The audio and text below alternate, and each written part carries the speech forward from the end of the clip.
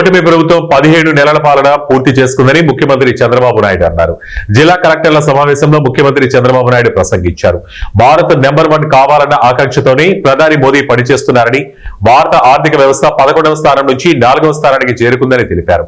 గతంలో అమెరికాను అగ్రస్థానంలో చూసేవాళ్లం, ఇప్పుడు భారత్ ఆ దేశానికి సమాన స్థాయికి వెళుతుందని ముఖ్యమంత్రి చంద్రబాబు నాయుడు తెలిపారు.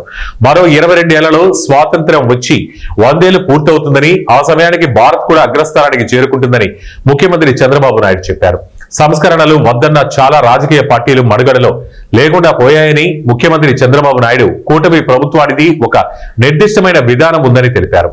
కేంద్రం 2047 వికసిత భారత ప్రణాళిక తయారు చేస్తే ఏపీ 2047 స్వర్ణాంధ్ర విజన్ రూపొందించిందని, ఇది అధికారులందరికీ భగవద్గీత, బైబుల్, ఖురాన్ కావాలని కోరారు.